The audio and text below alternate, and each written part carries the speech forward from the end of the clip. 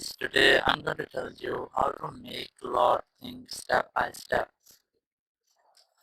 If you're using Claude AI and you want to make your Claude to think step by step, so let's see how can you do that. You just have to open your browser and open your Claude AI and make sure that you're signed into your account.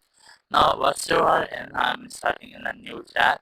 So you can easily change the thinking style of your Claude AI or of your AI assistant. So what you have to do, you just have to simply set to your Claude AI that answer it step by step.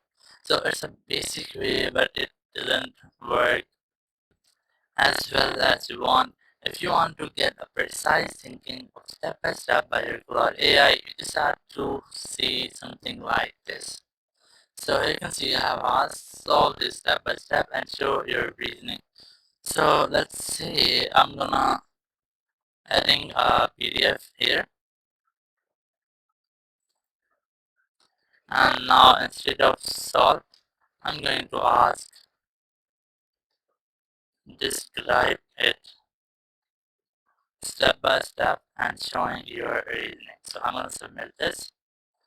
So it will describe this complete PDF in different steps by showing its reasoning.